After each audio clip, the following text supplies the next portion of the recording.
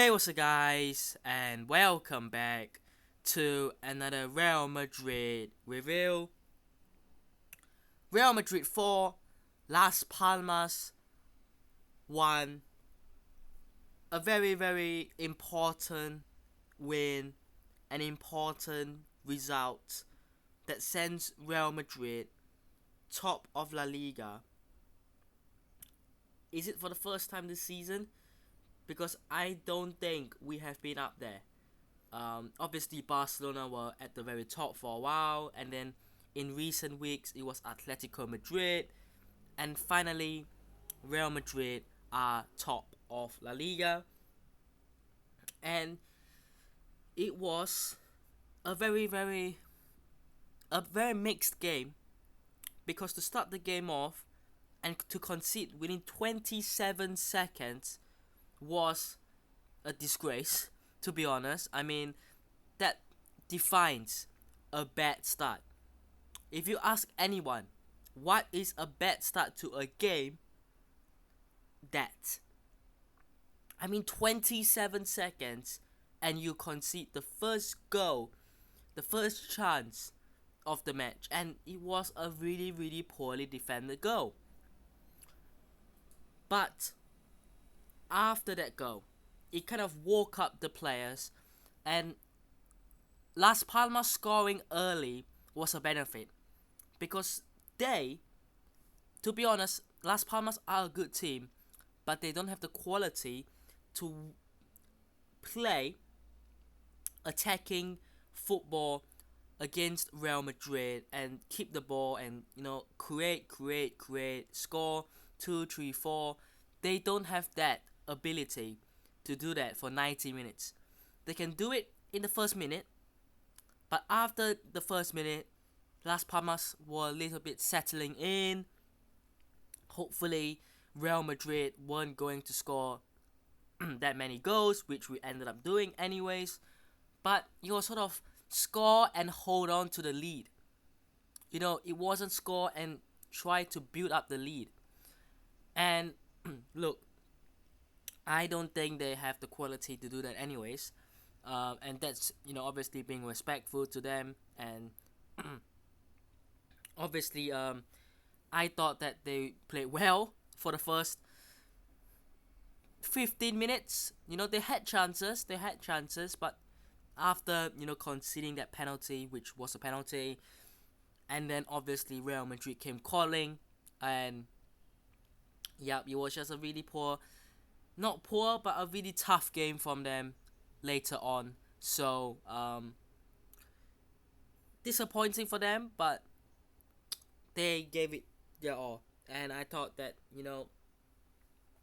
it's Real Madrid. You're playing against a team that when you score first against Real Madrid, you're gonna get that sort of bounce, and then you're gonna end up getting destroyed. And it wasn't a destruction, but it was good enough to win 4-1 and to score 7 goals. Although 3 were offside, 2 were, I would say, offside. There's 1 goal in there that I was not happy about, and we'll get onto that. But that is Las Palmas. In terms of Real Madrid, the table now, first, top of the league with 46 points. Atletico are second with 44. Barcelona are third with 39, and they are joined with Athletic Club in fourth with 39.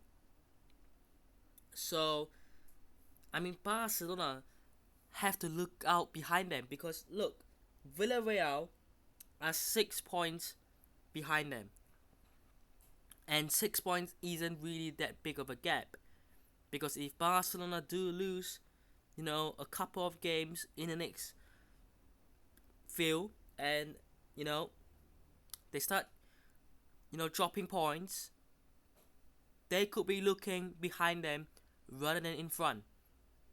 And for this talk that they've had about winning Liga in October or whatever, I think that you know they should look, they should be really careful. And yeah, um, there's that. But obviously, um, Atletico are still in it, and the table is nowhere near done. We're only match day 20. We're just past the halfway point, so there's still a lot of games to be played. 18 in the league, so yep. And obviously we play Atletico on the 8th of Feb, and I think we play Barcelona in May. I'm pretty sure we play them on like match day 35 or 36. Like this season, we're playing Barcelona pretty late, so yep, just pretty interesting that. But let's talk about the goals. The first goal was scored by Fabio Silva. I mean, Molero makes a really, really good run, but I have no idea how no one stops him. Across to the right hand side, it's a little cross into the box, and Fabio Silva is there to attack it in.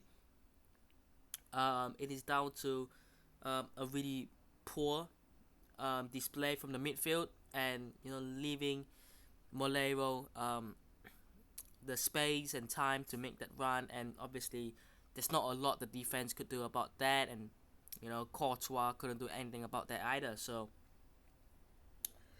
but then the equalizing goal, Rodrigo gets the ball, cuts inside in the box, and he gets tackled, and the defender gets nothing off the ball, nothing, and he catches Rodrigo.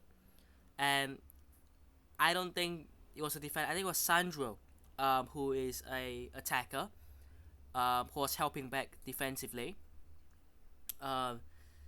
Nowhere near the ball. Definitely a penalty. And then Mbappé. When I saw Mbappé taking it, I was a little worried, because look, no Vinicius. I thought maybe Bellingham, but Mbappé took it. And I've said it before. Whenever Mbappé, tries to put it into the top corner, I'm worried. But if he places it a little bit, I'm fine.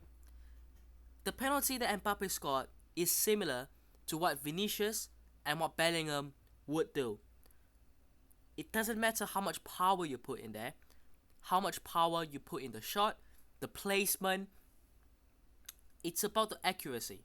Now, if you have accuracy and a lot of power, it's easier to get saved, because it's hard to put it perfectly in the top bins with the right amount of power. So you go slightly lower, and slightly lower the top bins is where the keeper dives.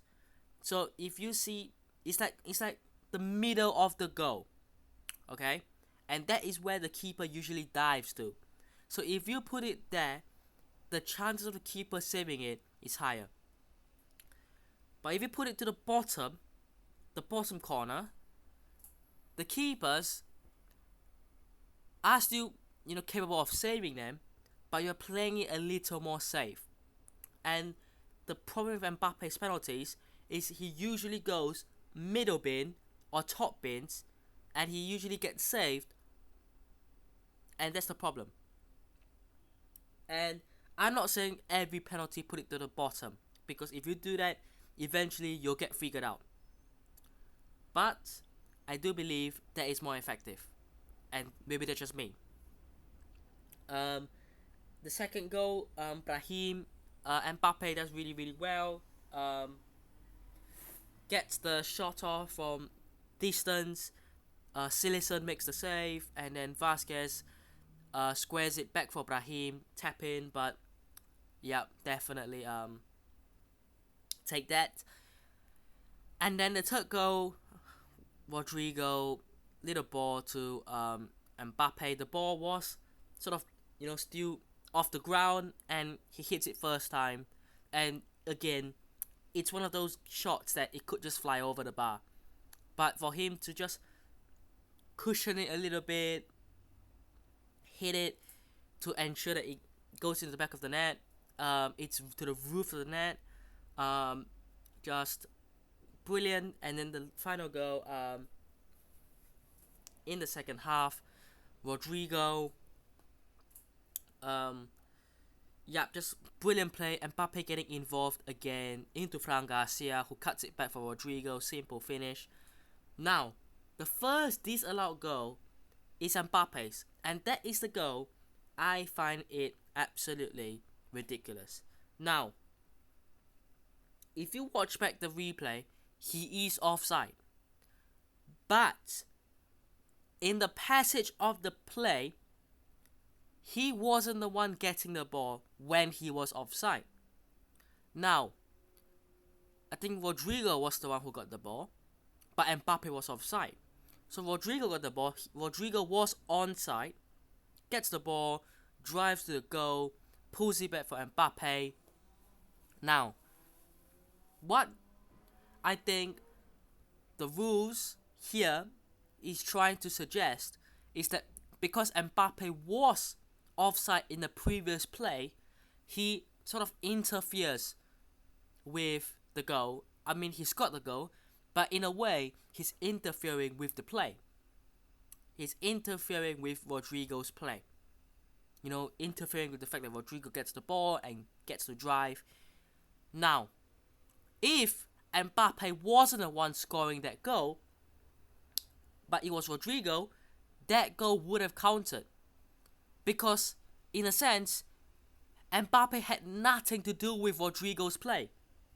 So why is it that if Mbappe doesn't get the ball, he doesn't interfere in that play, but he interferes in the next play, which he is onside, why is that given as offside? And that is perplexing to me and to fans. I can't get this. I can't comprehend why that is offside. Because in the first passage of play, when he was offside, he had nothing to do with the play. He was not interfering at all with Rodrigo. But the second play, when he did interfere, aka score, he was onside. So, I don't get this, really. But, denied him of the hat-trick. And then second half, both goals were offside. I mean, the free kick comes in from Rodrigo. I don't think Rudiger could have touched the ball, but obviously he did interfere with the play because Silesen came to get it. Rudiger was there and couldn't quite, the keeper couldn't get the ball. He falls to Bellingham, who's pokes it in.